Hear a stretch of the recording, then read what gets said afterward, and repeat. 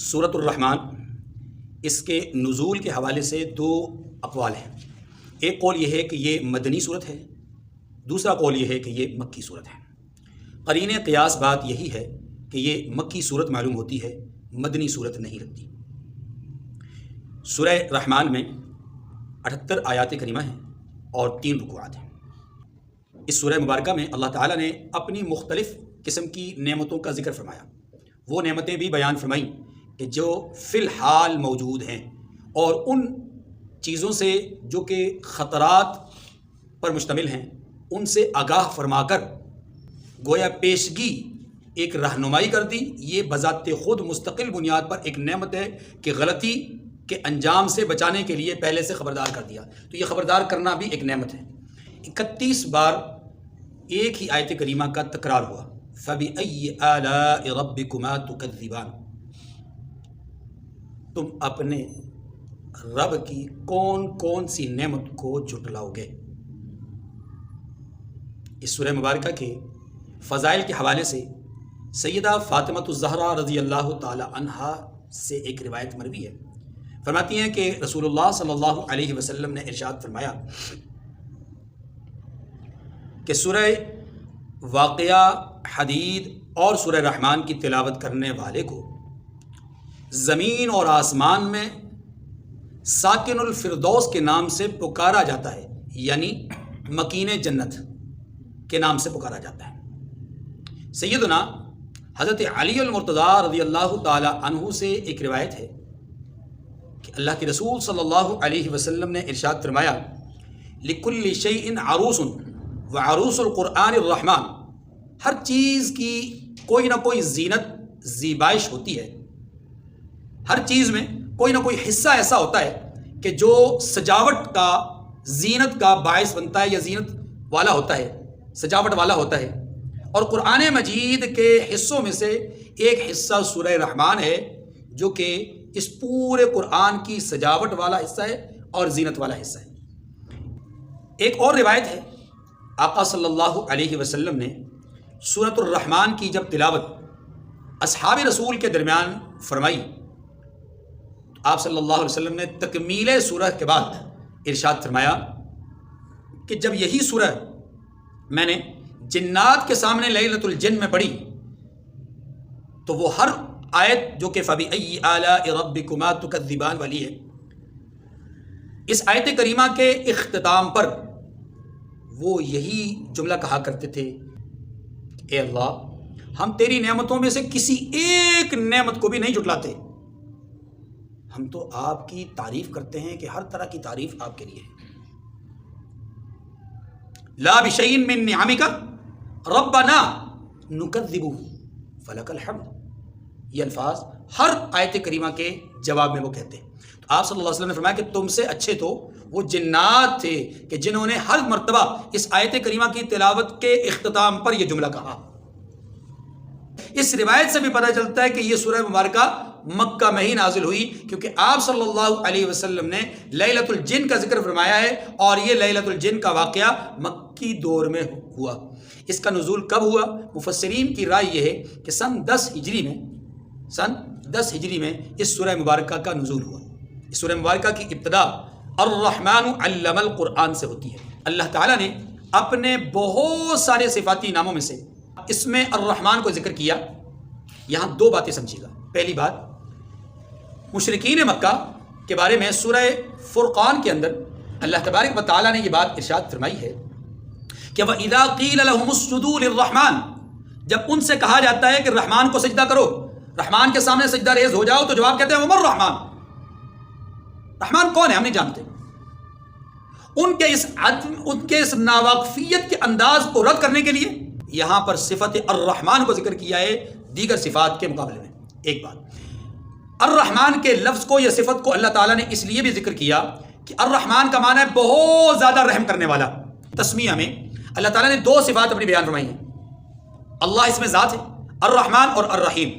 علماء نے لکھا ہے کہ الرحمن اور الرحیم کا بنیادی فرق یہ ہے کہ الرحمن کا معنی ہے بہت زیادہ رحم کرنے والا، لیکن یہ رحمت دنیاوی اعتبار سے ہے، اخروی اعتبار سے نہیں۔ الرحیم بہت زیادہ رحمت کرنے والا، لیکن اخروی اعتبار سے، دنیاوی اعتبار سے نہیں۔ اب فرق کیا ہے؟ اللہ کی صفت رحمانیت، صفت رحمان، وہ دنیا میں آشکار ہوتی ہے، ظاہر ہوتی ہے۔ اب اس کا نتیجہ یہ ہوا کہ الرحمن اللہ کی وہ صفت ہے کہ جس کے تناظر میں اللہ رب العزت کی نعمتوں کا نزول ہوتا ہے، ظہور ہوتا ہے۔ اللہ کی یہ نعمتیں عام ہیں کہ کافر کو ملے اور مسلمان کو ملے، کافر کو بھی ملتی ہیں، مسلمان کو بھی ملتی ہیں۔ اس لحاظ سے اللہ کی صفت یہاں پر الرحمن ہے، ورنہ اللہ کی صفت الرحیم کا تعلق صرف مومنین کے ساتھ ہے، اور وہ دنیا میں نہیں، وہ آخرت میں، کہ آخرت میں اللہ کی صفت رحیمیت وہ کامل طور پر ظاہر ہوگی، اور وہ صرف کس کے لیے ہوگی؟ مسلمانوں کے لیے ہوگی۔ دنیا کے اندر اللہ کی صفت رحمان کا اظہار ہو رہا ہے، اور یہ صفت رحمان کا اظہار مومن کافر سب کے لیے ہو رہا ہے، ماننے والے نہ ماننے والوں سب کے لیے ہو رہا ہے، کیونکہ یہاں نعمتوں کا ذکر ہے، اور یہ نعمتیں دنیاوی بھی ہیں، یہ نعمتیں جسمانی بھی ہیں، یہ نعمتیں غذائی بھی ہیں، یہ نعمتیں روحانی بھی ہیں۔ ان تمام نعمتوں کو جو دنیا سے آگے بڑھ کر کے آخرت میں ملنی ہے، ان کی طرف بھی دنیا میں اشارہ کرنا، یہ دنیاوی اعتبار سے نعمت ہے کہ آخرت کے اعتبار سے نعمتوں کی طرف ترغیب دلائی گئی، آخرت کے اعتبار سے عذاب سے ڈرایا گیا۔ تو یہ جو عذاب سے ڈرانا یا نعمت کی ترغیب دینا ہے، یہ چونکہ دنیا میں دیا گیا، اس لیے الرحمن ایسا لفظ، ایسا وصف، ایسی صفت جو تمام نعمتوں کو شامل ہے جو سورہ رحمان میں موجود ہے۔ اس لیے الرحمن یہ عمومی نعمتوں پر اس کی دلالت ہوتی ہے، اس لیے اللہ تعالیٰ نے یہاں پر الرحمن ذکر کیا۔ ایک تو مشرکین کے رد کے لیے، دوسرا نعمتوں کے احاطے کے لیے کہ تمام تر نعمتوں کو شامل جو وصف ہے وہ وصف الرحمن ہے۔ اب اگلی آیت کریمہ ہے الرحمن علم القرآن، اسی نے قرآن کی تعلیم دی، اسی نے قرآن سکھایا۔ اگلی آیت پڑھ لیں پھر۔ خلق الانسان علمہ البیان، اسی نے انسان کو پیدا کیا، اسی نے اس کو بولنا سکھایا۔ توجہ طلب بات ہے، انسان کو قرآن سکھایا، اسی نے قرآن سکھایا، پہلی بات۔ پھر کہا اسی نے انسان کو بنایا، پھر کہا اسی نے بولنا سکھایا۔ اب تین لفظ ہیں، قرآن سکھایا، انسان بنایا، بولنا سکھایا۔ غور کیجئے گا، عجیب انداز ہے، پیدا ہی نہیں ہوا قرآن سکھا دیا، کہا قرآن سکھایا، پھر کہا پیدا کیا، پھر کہا بولنا سکھایا۔ یہ بات بظاہر عجیب سی ہے، لیکن یاد رکھیے بعض اوقات کسی شے کی عظمت کے لیے، کسی شے کی اہمیت کو اجاگر کرنے کے لیے اس کو مقصد بنایا جاتا ہے، اس کو بنیاد بنایا جاتا ہے، اور اس کو پہلے ذکر کیا جاتا ہے اور دوسری چیزوں کو بعد میں ذکر کیا جاتا ہے۔ تخلیق انسان سے پہلے قرآن نہیں سکھایا گیا، لیکن قرآن کا سکھانا یہ اتنا بڑا کام ہے، اتنا عظیم کام ہے، اتنا شاندار کام ہے کہ اربوں میں سے کروڑوں، کروڑوں میں سے لاکھوں، لاکھوں میں سے ہزاروں، ہزاروں میں سے سینکڑوں لوگ ایسے ہوتے ہیں جو قرآن فہمی کی دولت سے مالا مال ہوتے ہیں۔ انسان تو اللہ اربوں بناتے ہیں، لیکن سارے انسان قرآن نہیں سیکھتے، ہاں بولنا سیکھتے ہیں۔ ہر انسان کو اللہ نے ما فی الضمیر کا طریقہ سکھایا، زبان سے بولے تب، اشاروں سے بولے تب، لکھ کر بولے تب، یہ بولنا اللہ نے ہر انسان کو سکھایا ہے۔ انسان میں دیگر حیوانات میں، انسان میں دیگر مخلوقات میں یہی فرق ہے کہ دیگر مخلوقات اپنے ما فی الضمیر کا اظہار نہیں کر پاتی، جبکہ انسان اپنے ما فی الضمیر کا اظہار کر لیتا ہے، چاہے اشاروں سے کرے، چاہے تقریر سے کرے، چاہے تحریر سے کرے۔ یہ کوئی انوکھی بات نہیں، یہ کوئی بہت بڑی بات نہیں، اس میں تو سارے انسان شامل ہیں، یہ کوئی اتنی عظیم بات نہیں۔ لیکن اللہ نے جو عظیم تر چیز انسان کو دی ہے وہ تمام امتوں میں سے امت محمدیہ کو عطا کی، اور امت محمدیہ میں سے بھی خاص لوگوں کو اللہ نے عطا کی، اور وہ کیا ہے؟ قرآن فہمی، قرآن کا علم۔ اسی لیے مالک نے پہلے علم القرآن کہا، پھر خلق الانسان کہا۔ انسان تو بہت، لیکن ان انسانوں میں سے جس کو قرآن کی نعمت مل گئی وہ ان انسانوں سے ممتاز ہو گیا۔ اسی لیے رحمت دو عالم صلی اللہ علیہ وسلم نے فرمایا خیرکم من تعلم القرآن وعلمہ، تم میں سے سب سے بہترین وہ ہے کہ جو قرآن سیکھتا ہے اور سکھاتا ہے۔ اس لیے قرآن کا سیکھنا عظیم عمل ہے، اس لیے اللہ تبارک و تعالیٰ نے پہلے اس کو ذکر فرمایا اور پھر انسان کی تخلیق اور اس کے بولنے کے وصف کو بیان فرمایا۔ مفسرین نے لکھا ہے کہ علم القرآن کا اولین مصداق حبیب خدا محمد کریم صلی اللہ علیہ وسلم کی ذات عالی ہے۔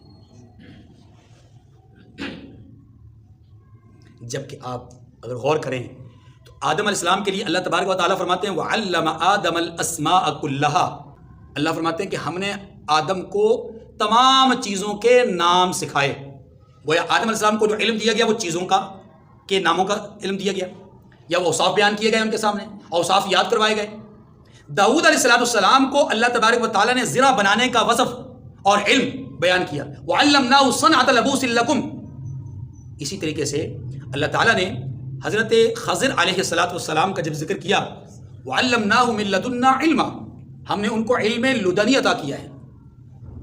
حضرت سلیمان علیہ السلام کا جب اللہ تبارک و تعالیٰ نے ذکر فرمایا تو سلیمان علیہ السلام کی زبان سے کہلوایا کہ یا ایھا الناس علمنا منطق الطیر، ہمیں پرندوں کی بولی سکھائی گئی۔ گویا وہاں علم پرندوں کی بولی کا دیا گیا۔ آدم علیہ السلام کو علم چیزوں کے ناموں کا، داؤد علیہ السلام کو علم زرہ کے بنانے کا، سلیمان علیہ السلام کو علم پرندوں کی بولی کا، خضر علیہ السلام کو علم دیا گیا علم لدنی۔ اور جب باری آئی محمد کریم صلی اللہ علیہ وسلم کی تو اللہ نے فرمایا علم القرآن وعلمک ما لم تکن تعلم۔ گویا اللہ نے اپنے حبیب صلی اللہ علیہ وسلم کو جو علم عطا فرمایا وہ علم قرآن ہے، اور علم قرآن تمام علوم سے بڑھ کر کے علم ہے۔ کیوں؟ اس لیے کہ علم قرآن کی وساطت سے اللہ رب العزت کی معرفت نصیب ہوتی ہے، زندگی بسر کرنے کا طریقہ اور سلیقہ معلوم ہوتا ہے، اللہ تک رسائی کے اسباب قرآن بتاتا ہے، عبادات، معاملات، اخلاقیات، معاشرت کے ساتھ ساتھ عقائد پر قرآن پاک زور دیتا ہے، ایمانیات پر زور دیتا ہے۔ اسلام جن 5 چیزوں پر دین اسلام کا انحصار ہے، ان 5 چیزوں کو قرآن کھول کھول کے بیان کرتا ہے۔ اس لیے علم القرآن، اللہ نے اپنے حبیب صلی اللہ علیہ وسلم کو یہ وصف عطا فرمایا، اور خود آپ صلی اللہ علیہ وسلم کی بعثت کے مقاصد میں سے یہ بیان فرمایا، ابراہیم علیہ السلام کی دعا ہو یا خود رب الجلال کا ذکر ہو کا خود بیان ہو، ان تمام کے اندر بیان کیا گیا یعلمہم الکتاب، کہ وہ کتاب لوگوں کو سکھائے۔ ظاہر ہے سکھائے گا وہی جس کو خود قرآن آتا ہوگا۔ تو اللہ نے پہلے اپنے حبیب کو قرآن سکھایا اور پھر فرمایا محبوب آپ تو وہ ہیں لولاک لما خلقت الافلاک، اگر آپ کو بنانا نہ ہوتا تو میں کائنات کو سجاتا نہ۔ گویا کائنات کو سجانے سے پہلے اللہ نے قرآن بھیجنے کا گویا ارادہ فرما لیا، اور اس قرآن کا پہلا قاری، قرآن کا پہلا عالم، قرآن کا پہلا فقیہ، قرآن کا پہلا مفسر، قرآن کا پہلا رہبر اللہ نے جس کو بنانا تھا وہ محمد کریم صلی اللہ علیہ وسلم۔ علم القرآن، رحمان وہ ہے جس نے قرآن سکھایا۔ سکھایا کس کو؟ محمد کریم صلی اللہ علیہ وسلم کو، اور محمد کریم نے اللہ سے سیکھا ہے، کسی اور سے۔ یہ بھی ایک نقطہ سمجھ لیجئے کہ محمد کریم کے استاد مخلوق نہیں، ہاں جبرائیل امین محمد کریم تک لانے والے، سکھانے والے نہیں۔ سکھانے والے کون ہیں؟ اللہ، رحمان، الرحمن علم القرآن، رحمان نے قرآن سکھایا۔ معلوم یہ ہوا کہ استاد رسول وہ اللہ ہیں، کوئی اور نہیں۔ آگے خلق الانسان علمہ البیان، اسی نے انسان کو پیدا کیا، اسی نے اس کو بولنا سکھایا۔ میں نے کہا بولنا کس کو کہتے ہیں؟ اظہار ما فی الضمیر کو۔ وہ طریقہ اس کا تقریر بھی ہو سکتا ہے، زبان سے بولنا، تحریر بھی ہو سکتا ہے، ہاتھ سے لکھنا، یا اشارات بھی ہو سکتے ہیں، کوئی بھی طریقہ ہو سکتا ہے۔ الرحمن الشمس والقمر بحسبان، سورج اور چاند ایک حساب مقرر سے چل رہے ہیں۔ 2 صفات پہلے بیان فرمائیں، 2 نعمتیں پہلے بیان فرمائیں۔ ایک نعمت قرآن کا سکھانا، دوسری نعمت اظہار ما فی الضمیر۔ اب تیسری اور چوتھی نعمت الشمس والقمر بحسبان، یہ سورج یہ چاند ایک حساب سے چل رہے ہیں۔ کیا معنی؟ اس سورج اور چاند کے فوائد اور اس کے مقاصد بہت زیادہ ہیں۔ چند ایک کو ہم جانتے ہیں کہ اس سے تپش، حرارت، گرمی، سردی، موسموں کا تغیر، تبدل اوقات کی تبدیلی، ہاں جی، پھولوں کے اندر جو ہے وہ مہک، ہاں جی، غذاؤں کے اندر جو اپنا فصلوں کے اندر جو ہے وہ اس کے اندر پروان، یہ ساری چیزیں اللہ تبارک و تعالیٰ نے اس کے اسباب کے طور پر سورج اور چاند کو سبب بنایا ہے۔ سورج اور چاند جہاں گرمی، سردی، روشنی، ہاں جی، تاریکی اس کا سبب ہے، وہیں پر بہت ساری چیزوں میں پروان چڑھنے کا بھی سبب ہے۔ یہ بھی ایک بہت بڑی نعمت ہے۔ آگے فرمایا وَالنَّجْمُ وَالشَّجَرُ يَسْجُدَانِ، نجم کے 2 معنی ہیں، ایک معنی ستارے ہیں، جیسا کہ پچھلی سورہ مبارکہ میں ہمارے سامنے یہ بات آئی۔ کون سی؟ وَالنَّجْمِ اِذَا هَوَىٰ، غروب ہونے والے ستارے کی قسم۔ تو نجم کا ایک معنی ستارہ ہے، نجم کا ایک اور معنی بھی ہے، اور وہ معنی ہے وہ زمین سے اگنے والی چیزیں جو تنا آور نہیں ہوتی۔ کیا مطلب؟ بیلے، بوٹیاں، جڑیاں، یہ ساری چیزیں جو کہ باقاعدہ تنا نہیں رکھتی، وہ ساری چیزیں اس نجم کے اندر شامل ہیں۔ اب دونوں معنی کرتے ہیں، وَالنَّجْمُ وَالشَّجَرُ يَسْجُدَانِ، اور ستارے اور درخت سجدہ کر رہے ہیں، یہ پہلا معنی۔ وَالنَّجْمُ وَالشَّجَرُ يَسْجُدَانِ، اور بوٹیاں، بیلیں اور تناور درخت سجدہ کر رہے ہیں، یعنی ہر ایک اللہ کے سامنے سجدہ ریز ہے۔ سوال یہ ہے کہ ہم نے تو کبھی ان کو سجدہ کرتے دیکھا نہیں۔ اللہ فرماتے ہیں تم نے نہیں دیکھا، میں تو دیکھتا ہوں۔ تسبح له السماوات السبع والارض، ساتوں آسمان ساتوں زمینیں اس کی تسبیح بیان کرتی ہیں۔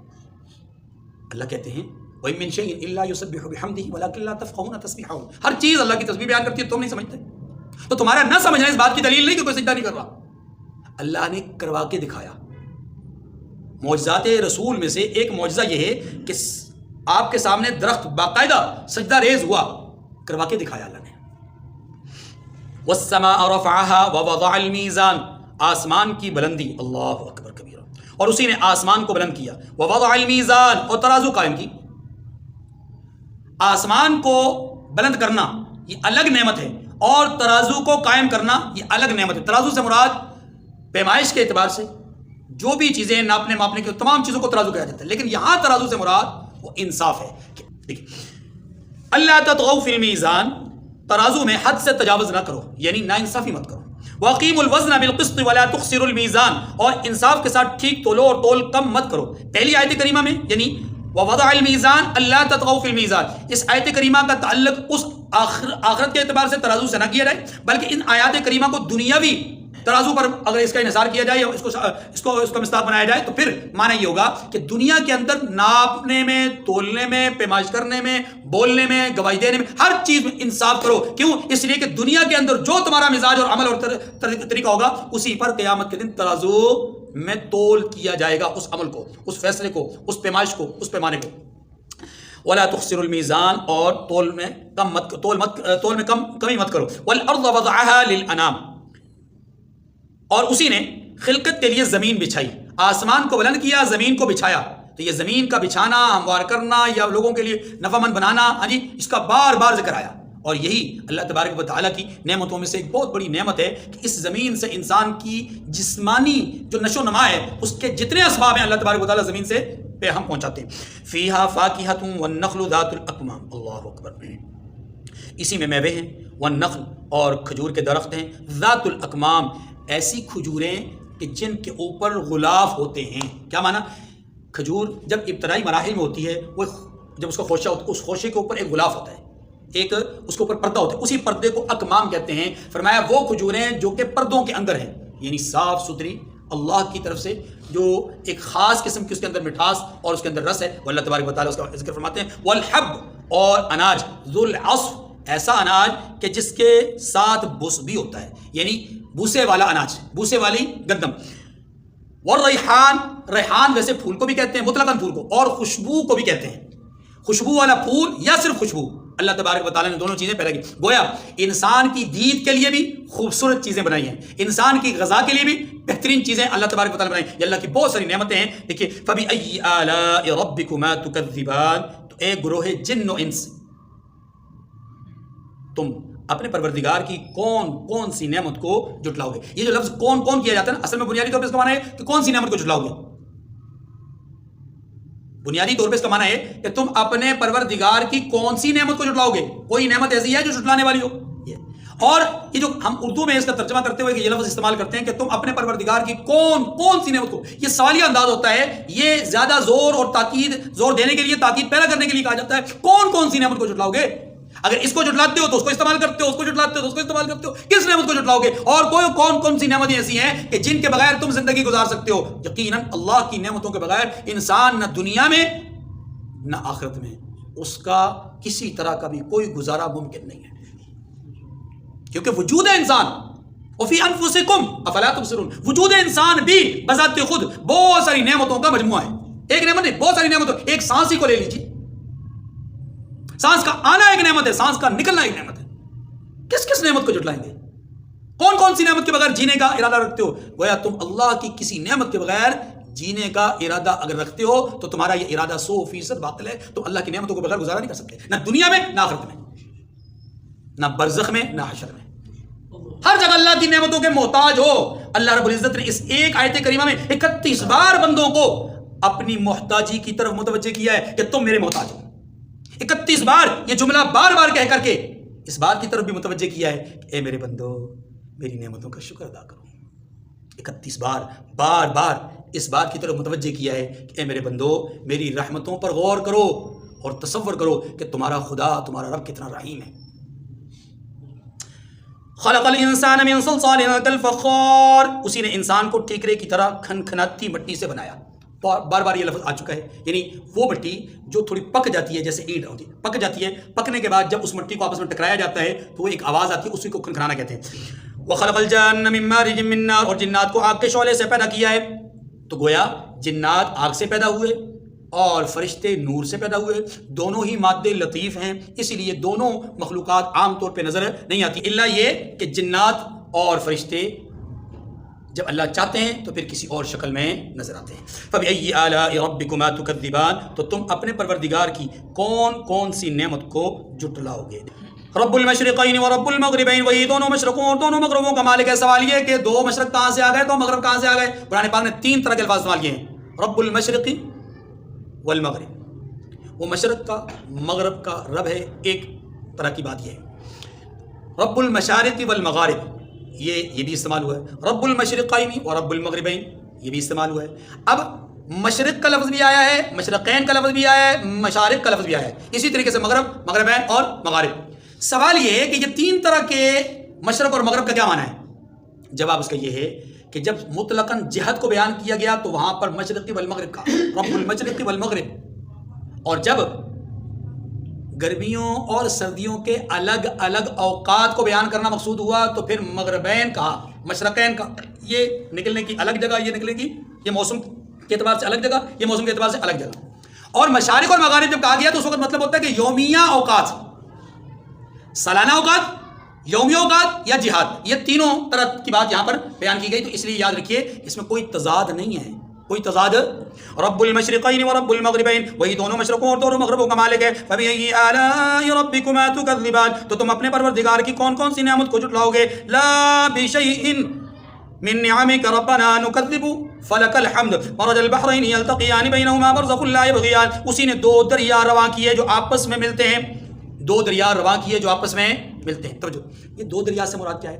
میٹھا اور کھارا، 2 ذائقوں والا پانی اللہ تعالیٰ نے ایک جگہ پہ رواں کیا ہے. یہ کئی مقامات ہیں جہاں پر اس طرح کا پانی موجود ہے، آپس میں مکس نہیں ہوتے اور دونوں کا ذائقہ الگ الگ ہے، باقاعدہ رنگت بھی الگ ہے، ذائقہ بھی الگ ہے. ایک اس کا معنی ہے. اسی میں ضمناً یہ بھی سمجھ لیجئے کہ اللہ تبارک و تعالیٰ نے 2 دریاؤں کو جہاں اکٹھا کیا وہاں 2 طرح کے پانی مختلف مقامات پر موجود ہیں. ادھر آپ زمین کے پنجاب ہی کے ایک حصے کو دیکھیں تو وہاں سے پانی نکلتا ہے کھاری، دوسرے حصے کو دیکھیں تو وہاں سے پانی نکلتا ہے میٹھا. آپ فیصل آباد کے علاقے میں چلے جائیں تو کھاری پانی ہے، اور آپ اپنے شہر کے پانی کو دیکھیں تو میٹھا پانی ہے. حالانکہ زمین ایک ہے، علاقہ ایک ہے، مملکت ایک ہے، صوبہ ایک ہے، لیکن اس کے باوجود اللہ نے زمین کی تہ کے اندر بھی، زمین کے اندر بھی ہر طرح کی پانی کی، یعنی دونوں طرح کے پانیوں کی نسیں رکھی ہیں. یہ میٹھے پانی کی نس ہے اور یہ کھارے پانی کی نس. بینہما برزخ لا یبغیان، دونوں میں ایک آڑ ہے، تجاوز نہیں کر سکتے، آپس میں مل. فَبِأَيِّ آلَاءِ رَبِّكُمَا تُكَذِّبَانِ، تو تم اپنے پروردگار کی کون کون سی نعمت کو جھٹلاؤ گے. يَخْرُجُ مِنْهُمَا اللُّؤْلُؤُ وَالْمَرْجَانُ، پانی میٹھا ہے تب، پانی کھارا ہے تب. اللہ رب العزت فرماتے ہیں دونوں دریاؤں سے موتی اور مرجان، یہ بھی ایک اپنا موتیوں کی ایک قسم ہے، ہوں گے یہ نکلتے ہیں. یعنی دونوں اپنا لؤلؤ والمرجان، دونوں طرح کے موتی اللہ تبارک و تعالیٰ دونوں طرح کے پانیوں سے نکالتے ہیں. ان دونوں دریاؤں سے آپ چاہے میٹھا ہے چاہے کھارا ہے، آپ کو اللہ اپنی نعمتوں سے محروم نہیں کرتے. فَبِأَيِّ آلَاءِ رَبِّكُمَا تُكَذِّبَانِ، تو تم اپنے پروردگار کی کون کون سی نعمت کو جھٹلاؤ گے. اب ارشاد ہوتا ہے وَلَهُ الْجَوَارِ الْمُنْشَآتُ فِي الْبَحْرِ كَالْأَعْلَامِ، اور جہاز بھی اسی کے ہیں جو دریا میں پہاڑوں کی طرح اونچے کھڑے ہوتے ہیں. عجیب بات یہ کہ جس زمانے میں یہ آیات نازل ہوئی ہیں اس زمانے میں جہاز اتنے اونچے پہاڑ نما تھے نہیں، لیکن اللہ چونکہ قیامت تک کے تمام حالات اور حالات کے تمام جزئیات سے واقف ہے، اس لیے اللہ کے علم میں حقیقی میں یہ بات موجود تھی کہ آنے والے زمانے میں جہازوں کی کیا صورتحال ہوگی. تو اللہ تبارک و تعالیٰ نے اسی بات کو مد نظر رکھتے ہوئے ارشاد فرمایا کل اعلام، پہاڑ نما، حالانکہ اس کو بڑی چھوٹی چھوٹی کشتیاں ہوتی تھیں. فرمایا جہاز بھی اسی کے ہیں اور جو دریا میں پہاڑوں کی طرح اونچے کھڑے ہوتے ہیں. فَبِأَيِّ آلَاءِ رَبِّكُمَا تُكَذِّبَانِ كُلُّ مَنْ عَلَيْهَا فَانٍ، جو زمین پر ہے، یعنی جو مخلوق زمین پر ہے سب کو فنا ہونا ہے. مخلوق کو فنا ہے. وَيَبْقَى وَجْهُ رَبِّكَ ذُو الْجَلَالِ وَالْإِكْرَامِ، اور تمہارے پروردگار ہی کی ذات جو صاحب جلال و عظمت ہے باقی رہے گی، باقی کسی کو بقا نہیں ہے.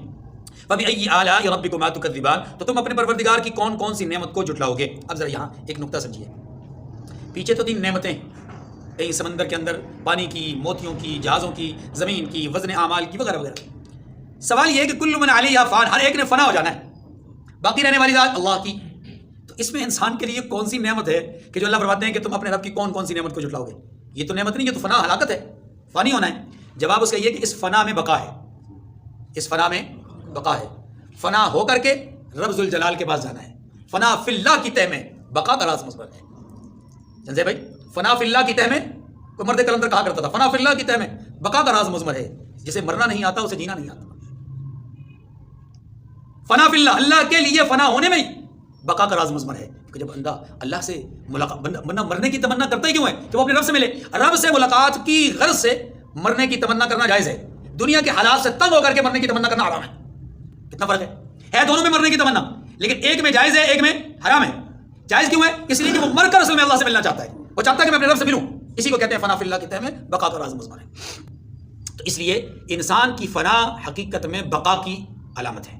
اسی لیے اس بقا کو دائمی بنانے کے لیے، بقا کو بقا رکھنے کے لیے اللہ ذوالجلال ان نعمتوں کی طرف اشارہ فرما رہے کہ میری نعمتوں کی قدر کر لو، ان کا شکر ادا کر لو تو تمہاری فنا میں بقا ہوگی. ورنہ پھر یاد رکھو تم حقیقتاً فانی رہو گے، ایک دفعہ مرو گے پھر مرتے رہو گے جیتے رہو گے، مرتے رہو گے جیتے رہو گے. نہ وہاں مر سکو گے، لا یموت فیہا ولا یحیا، نہ وہاں موت آئے گی نہ وہاں زندگی ہوگی جس مقام پر تمہیں پہنچا دیا جائے گا. اس لیے اس جگہ سے بچو اور حقیقتاً وہاں جاؤ جہاں پر دائمی زندگی ہے، راحتیں ہیں، سکون ہے. اور وہ جنت، وہ جگہ کیا ہے؟ جنت. اور اس میں اللہ کی رضا بنیاد ہے. فَبِأَيِّ آلَاءِ رَبِّكُمَا تُكَذِّبَانِ، تو تم اپنے پروردگار کی کون کون سی نعمت کو جھٹلاؤ گے؟ يَسْأَلُهُ مَا فِي السَّمَاوَاتِ وَالْأَرْضِ، آسمان اور زمین میں جتنے لوگ ہیں سب اسی سے مانگتے ہیں. حقیقت یہی ہے. یا أَيُّهَا النَّاسُ أَنْتُمُ الْفُقَرَاءُ إِلَى اللَّهِ، آسمان اور زمین میں جتنے لوگ ہیں، لوگ سے مراد مخلوق، آسمان اور زمین میں جتنی مخلوقات ہیں جو تھیں، جو ہیں، جو آئیں گی، تمام مخلوقات اللہ کے در کے بھکاری ہیں. یہ جو ہمارا تصور ہے نا کہ فلاں دیتا ہے، فلاں عطا کرتا ہے، فلاں نوازتا ہے، فلاں نوازش کرتا ہے، کوئی کچھ نہیں کرتا. رب محمد کی قسم، اللہ کے سوا کوئی نہ دے سکتا ہے نہ دیتا ہے. اللہ کے سوا کوئی نہیں دیتا. جہاں تک اسباب کی بات ہے تو اسباب کا دینا نہیں ہے. وہ تو باپ بھی اپنی اولاد کو دیتا ہے، بڑا بھائی بھی چھوٹے بھائی کو نوازتا ہے، مالک بھی تو ملازم کو دیتا ہے. ٹھیک ہے نا؟ یہ عطا کرنا نہیں. عطا یہ ہے کہ اپنی قدرت سے عطا کرے، اور قدرت صرف اللہ کی ہے اور اللہ ہی عطا کرتا ہے. اس لیے فرمایا کہ آسمان اور زمین میں جتنی مخلوقات ہیں سبھی اسی کے مانگتے ہیں. اگلی بات، کل یوم ہوا فی شأن، وہ ہر روز نئی شان میں ہوتا ہے. کیا مطلب؟ ہر روز سے مراد یہاں ہر لمحہ ہے. ہر روز سے مراد دن نہیں، ہر روز سے مراد یہاں پر کل یوم سے مراد کیا ہے؟ ہر لمحہ. وہ ہر لمحے ایک نئی شان کے ہوتا ہے. وہاں ایکسیڈنٹ کروا رہا ہے، وہاں بچہ پیدا کروا رہا ہے، ادھر شادیانے خوشی کے شادیانے بج رہے ہیں، تو ادھر موت کے اوپر غم و اندوہ کی کیفیت ہے. ادھر دولت کی ریل پیل ہے تو ادھر فقر و فاقہ ہے. یہاں آگ برس رہی ہے اور وہاں برف برس رہی ہے. یہ ہے اس کی شان. ہر روز مانے ہر لمحے ایک نئی شان میں ہوتا ہے، ایک نیا ہی کام کر رہا ہوتا ہے. وہ امام حنیفہ رحمۃ اللہ علیہ سے داریہ نے پوچھا نا کہ تمہارا رب اس وقت کیا کر رہا ہے؟ کہا جناب آپ سائل ہیں، میں مجیب ہوں. سائل کا کام ہوتا ہے نچلی سطح پہ آ کر سوال کرنا، مجیب کا کام ہوتا ہے سب کے سامنے کھڑے ہو کر کے جواب دینا. لہٰذا آپ اسٹیج سے نیچے اتریے، مجھے اسٹیج پہ بلائیے، میں اسٹیج پہ آ کے جواب دوں گا. وہ جلدی سے اترا. یہ چھوٹا سا بچہ اسٹیج پہ پہنچے اور جواب دیا کہ میرا رب اس وقت یہ کر رہا ہے. ایک بہت بڑے پادری کو اسٹیج سے اتار کر کے ایک طالب علم کو اسٹیج پہ بلا دیا. کل یوم هو فی شأن سنفرغ لکم ایھا الثقلان، اے دونوں جماعتوں یعنی اے جنات اور انسان دونوں جماعتوں، ہم عنقریب تمہاری طرف متوجہ ہوتے ہیں. معنی یہ کہ ہم عنقریب تمہارا حساب کتاب کرنے والے ہیں. ثقلان، دیکھیے اللہ کے رسول صلی اللہ علیہ وسلم کی احادیث مبارکہ میں دو احادیث ایسی ہیں کہ جن میں یہ لفظ آیا ترکت فیکم ثقلین، میں تمہارے درمیان دو وزنی بھاری چیزیں چھوڑ کے جا رہا ہوں. ایک حدیث میں آتا ہے کتاب اللہ و سنت نبیہ، یا وہ سنتی، کہ اللہ کا قرآن چھوڑ کے جا رہا ہوں اور اپنی سنت، یا اس اللہ کے نبی کی سنت چھوڑ کے جا رہا ہوں. ایک یہ. اور دوسری بات میں آتا ہے کہ کتاب اللہ و عطرتی، اللہ کی کتاب چھوڑ کے جا رہا ہوں اور اپنی آل چھوڑ کے جا رہا ہوں. آل سے مراد نبی کے ماننے والے. قل ھذہ سبیلی ادعو الی اللہ علی بصیرۃ انا ومن اتبعنی، یہ میرا راستہ ہے اور میرا ہی نہیں، اس راستے پہ میں بھی چل رہا ہوں اور میرے ساتھی بھی چل رہے ہیں. تو گویا تمام وہ لوگ جنہوں نے رسول کی زندگی میں رسول کو مانا وہ رسول کی عطرت اور رسول کی آل.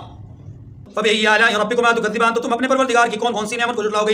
یا معشر الجن والانس ان استطعتم ان تنفذوا من اقطار السماوات والارض فانفذوا لا تنفذون الا بسلطان. اس آیت کریمہ میں اللہ تبارک و تعالی اپنی ملکیت تامہ کو بیان فرما رہے ہیں.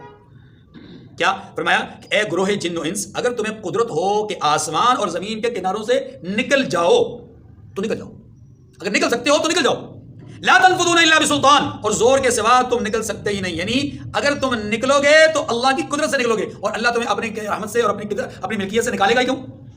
اللہ کی عبدیت، اللہ کی بندگی اختیار کرو. فَبِأَيِّ آلَاءِ رَبِّكُمَا تُكَذِّبَانِ، تو تم اپنے پروردگار کی کون کون سی نعمت کو جھٹلاؤ گے. يُرْسَلُ عَلَيْكُمَا شُوَاظٌ مِّن نَّارٍ وَنُحَاسٌ فَلَا تَنتَصِرَانِ، تم پر آگ کے شعلے اور دھواں چھوڑ دیا جائے گا تو پھر تم مقابلہ نہ کر سکو. اس کا مطلب یہ دیکھیے دو طرح کی باتیں یہاں پر بیان کی جا رہی ہیں. ایک ہے آگ کا شعلہ اور ایک ہے دھواں، دو الگ الگ چیزیں.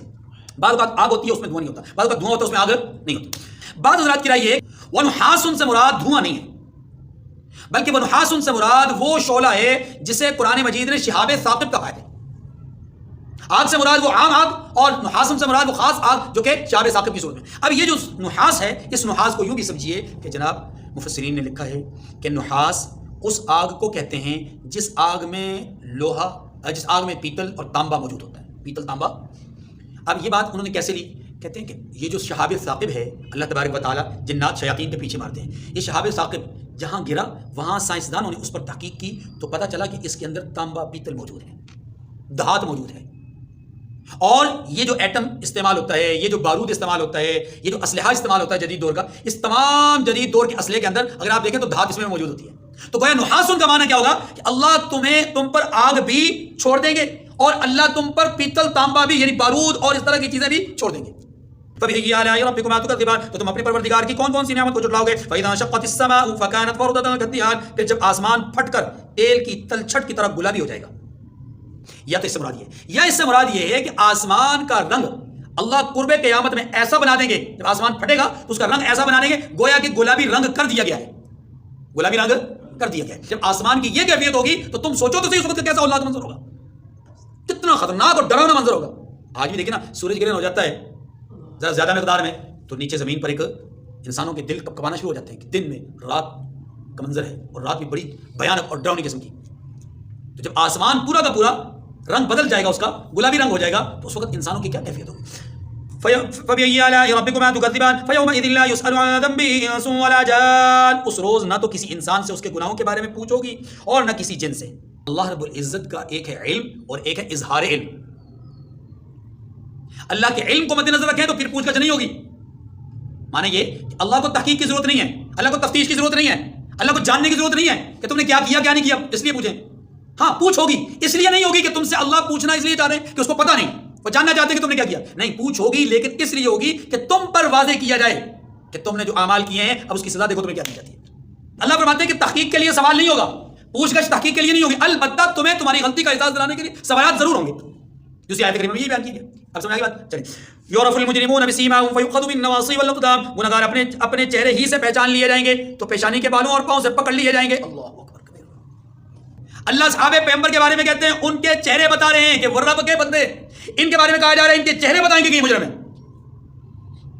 پھر ان کو ان کی پیشانیوں کے بل سے پکڑنے کا مطلب آپ سمجھتے ہیں؟ پیشانی میں پکڑنے کی جگہ کوئی نہیں. اس کا مطلب یہ ہوا کہ پیشانی کے اندر کھونٹے لگا کر کے پیشانی کے اندر کسی چیز کو، جیسے آپ نے کبھی کبھی دیکھا ہوگا دکاندار جو ہے وہ کسی چیز کو اتارنے کے لیے ان کے پاس ایک ڈنڈا ہوتا ہے، ڈنڈے میں کیل ہوتا ہے، اس کیل کو زور سے ایسے کر کے مارتے ہیں اور وہ ڈبے کو لگتا ہے، ڈبے کو ایسے کر کے کھینچتے ہیں اور ڈبا نیچے آ جاتا ہے. ایسے ان کی پیشانیوں پر کوئی چیز ماری جائے گی لوہے کی اور وہ ان کے اندر ان کے چہروں میں ان کی پیشانیوں میں پیوست ہو جائے گی، پھر ان کو کھینچا جائے گا. ایک معنی. دوسرا یہ بھی ہو سکتا ہے کہ پیشانی کے بالوں سے انہیں پکڑا جائے، کھینچ کر دلایا جائے. اس کا مطلب یہ ہوا ان کو چہروں کے بل گھسیٹا جائے گا، پشت کے بل نہیں، پیشانی سے کھینچنے کا مطلب چہروں کے بل گھسیٹنے کا معنی. فَيُؤْخَذُ بِالنَّوَاصِي وَالْأَقْدَامِ، اس لیے فرمایا تو پیشانی کے بالوں اور پاؤں سے پکڑ لیے جائیں گے. فَبِأَيِّ آلَاءِ رَبِّكُمَا تُكَذِّبَانِ، تم اپنے رب کی کون کون سی نعمت کو جھٹلاؤ گے. اب یہاں کون سی نعمت ہے؟ یقیناً نعمت ہے کہ مجرمین کو ان کے ساتھ کیا وہ وعدہ اللہ پورا کر دیں اور مومنین کے ساتھ اللہ ان کا کیا وہ وعدہ ان کے ساتھ کیا وہ وعدہ پورا کر دے، تو یہ اللہ کی نعمت ہے. هذه جہنم التي يكذب بها المجرمون، پھر کہا جائے گا یہی وہ جہنم ہے جسے گنہگار لوگ جھٹلاتے تھے، یعنی ان سے کہا جائے گا جسے لوگ جھٹلاتے تھے. یہ بھی ایک طنز کا ایک احساس دلانے کا ایک انداز ہوتا ہے. تم جھٹلاتے تھے اور بات ہے، لوگ جھٹلایا کرتے تھے جناب. یطوفون بینها وبین حمیم آن، وہ دوزخ اور کھولتے ہوئے گرم پانی کے درمیان گھومتے پھریں گے. اس کا مطلب یہ ہوا کہ جہنم کے اندر پانی ہوگا لیکن وہ پانی کھولتا ہوا ہوگا. اس پانی سے مراد پیپ اور خون. وَلِمَنْ خَافَ مَقَامَ رَبِّهِ جَنَّتَانِ، اور جو شخص اپنے پروردگار کے سامنے کھڑے ہونے سے ڈرا اس کے لیے دو باغ ہیں. جنتی کے لیے دو باغ ہیں. جنتی کے لیے اب سنیے، ہر جنتی کو دو باغ ملیں گے. یہ بات یہاں سے ثابت ہوتی ہے. تو کیا واقعی سب کو دو باغ ملیں گے؟ نہیں، فرمایا کم از کم مقدار ایک جنتی کے لیے دو باغیچوں کی ہے اور اس سے زیادہ ہو سکتے ہیں. اب یہ دو کا تعین کیوں؟ اس کی کئی وجوہات مفسرین نے لکھی ہیں کہ جی ایک تو اس کے اپنے حصے کا ہوگا اور ایک اس کو جہنم میں جو اس کی جگہ ہے نا اس کے بدلے میں الاٹمنٹ کی جائے گی. دو باغ ہو گئے. ایک اس کے اپنے لیے رہنے کے لیے ہوگا، ایک اپنے دوستوں باپ کو اپنے پاس بلائے گا تو اس کے لیے باغ ہوگا. کوئی کسی کے پاس بھی جائے گا یہ نعمتیں موجود ہوں گی. کم از کم یہ دو باغ ہیں، ورنہ اس سے زیادہ کی تعداد بھی روایات سے ثابت ہوتی ہے. آگے چلیے. ذوات افنان، ان دونوں میں بہت سی شاخیں، یعنی لمبی لمبی شاخوں والے درخت بھی ہوں گے. کیا مطلب ہوا؟ مطلب یہ ہے کہ ایسے اونچے اونچے درخت نہیں ہوں گے جہاں تک رسائی ممکن نہ ہو، لمبی لمبی شاخیں ہوں گی، جیسا دل چاہے گا ویسے پھل سامنے آ جائے گا.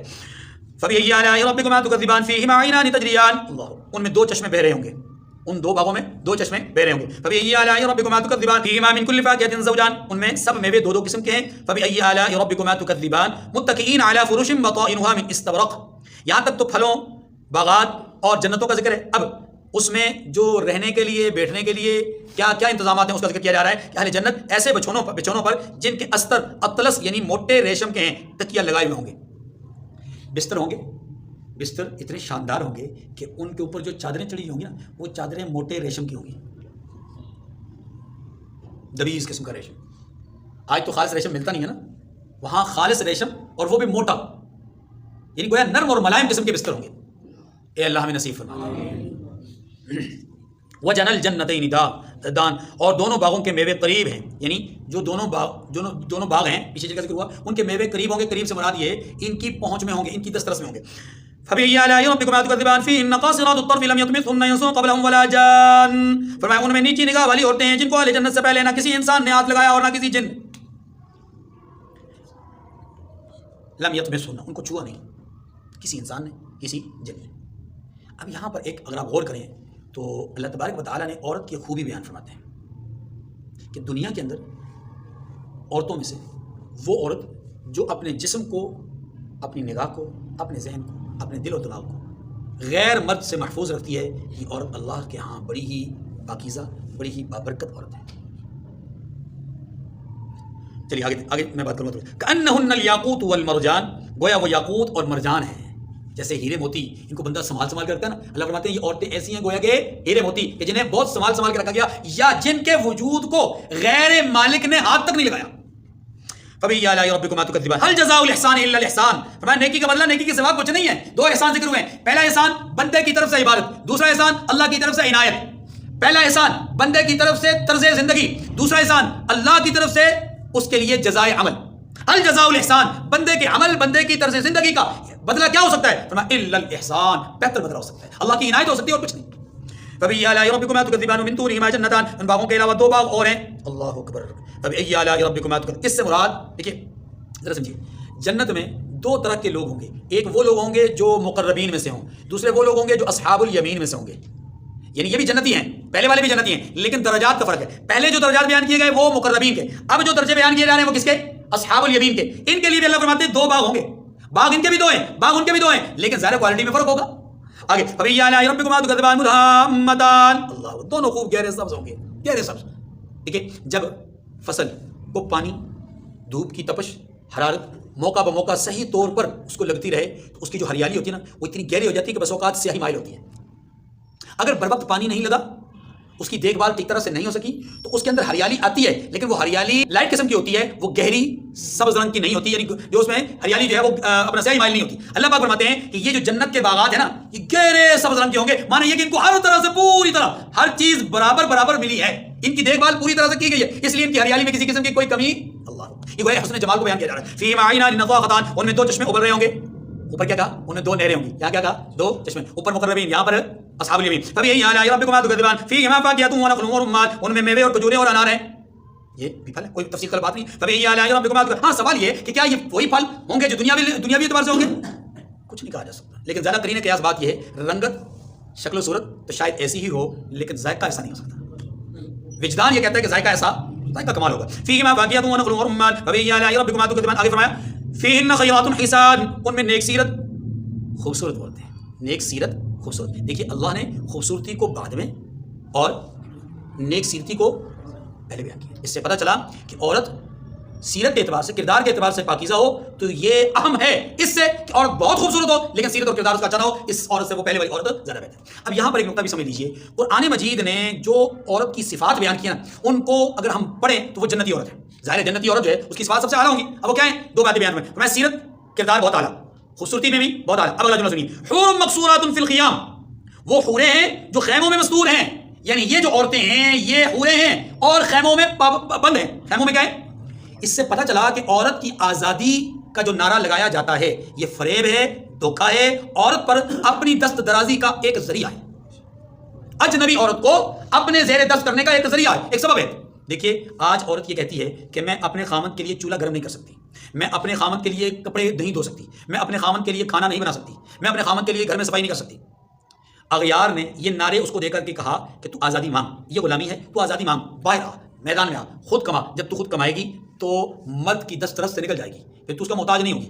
نتیجہ یہ ہوا عورت باہر نکلی، وہ غلامی سے تو نکل آئی، بقول ان کی جو غلامی ہے اس غلامی سے تو نکل آئی، لیکن یہ گئی جا کے دفتر میں بیٹھ گئی، اور دفتر میں کلرک کے طور پر، منشی کے طور پر، سویپر کے طور پر، ہاں جی ملازمہ کے طور پر اس نے کام شروع کیا۔ اب یہ ہر چند لمحے کے بعد باس کے دفتر میں جاتی ہے فائل اٹھانے کے لیے، فائل دینے کے لیے، باس اس کے چہرے کو دیکھتا ہے، یہ اس کے چہرے کو دیکھتی ہے، یوں ایک غیر محرم کو دیکھنے کا گناہ کا وبال ان کے سر پہ آتا ہے، پھر وہ گناہ بڑھتے بڑھتے بڑھتے کہاں تک بے حیائی اور یعنی اور فحاشی تک جاتی ہے۔ آپ دیکھیے کہ جس عورت کے دل میں یہ بات ڈالی گئی تھی کہ تو مرد کی غلام نہیں ہے، مرد کی باندھی نہیں ہے، تو پابند نہیں ہے، تو غلام بن کے زندگی کیوں گزاری، اب اسی کو عورت کو دن میں ایسے کئی لوگوں کی غلامی سے گزرنا پڑتا ہے۔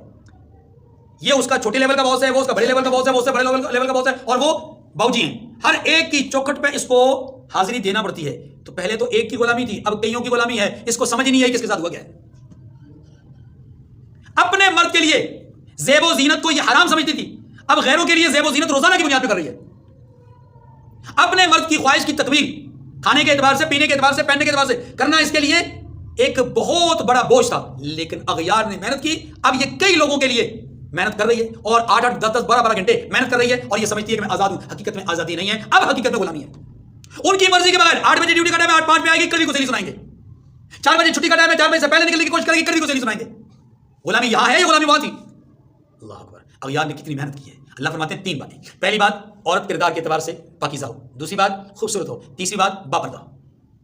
یہ 3 باتیں جنتی عورت کی نشانیاں ہیں۔ اس کا مطلب یہ ہوا جن عورتوں کے اندر پردہ نہیں ہے، خوبصورتی اپنا کمال نہیں، اگر خوبصورتی سے مراد یہاں زیبائش ہے تو پھر ٹھیک ہے کہ زیبائش ہو اپنے مرد کے لیے، زینت ہو اپنے مرد کے لیے، تو جو عورت زینت اختیار کرے اپنے مرد کے لیے، پردے میں رہے، گھر کے اندر رہے، کردار اچھا ہو، یہ عورت گویا کہ جنتی صفات عورت ہے، اور ایسی عورت جس کو مل جائے اللہ کی اس گھر میں رحمت ہے، ورنہ عذاب ہی عذاب ہے۔ لم یطمثہن انس قبلہم ولا جان، ان کو اہل جنت سے پہلے نہ کسی انسان نے ہاتھ لگایا اور نہ کسی جن نے۔ فبأي آلاء ربکما تکذبان متکئین علی رفرف خضر وعبقری حسان، اللہ اکبر، سبز قالینوں اور نفیس مسندوں پر تکیہ لگائے بیٹھے ہوں گے۔ عبقری اصل میں ایک ایسی جو کہ حیران کن چیز ہو، حیران کن شے ہو، حیران کن بات ہو، اس کو عبقری کہا جاتا ہے۔ عبقری حسان کا معنی یہاں پر یہ ہوگا کہ ایسی مسندیں، ایسی شاندار مسندیں جو انسان کو حیران کر دینے والی ہوں گی۔ فبأي آلاء ربکما تکذبان، اے اللہ ہم آپ کی کسی بھی نعمت کو نہیں جھٹلاتے۔ تبارک اسم ربک ذی الجلال والاکرام، اے محبوب آپ کا پروردگار جو صاحب جلال و عظمت ہے اس کا نام بڑا بابرکت ہے۔ اللہ تعالیٰ مجھے اور آپ کو سمجھنے کی توفیق نصیب فرمائے۔ اس سورہ مبارکہ نے ہمیں اللہ کی نعمتوں کی یاد دہانی کروائی، اس لیے ہمیں چاہیے کہ جب بھی کوئی نعمت استعمال کریں، جب بھی کسی نعمت کو کھائیں، پئیں، پہنیں، استعمال کریں، بولیں، تو اس نعمت پر اللہ کا شکر ادا کریں۔ وآخر دعوانا الحمدللہ رب العالمین۔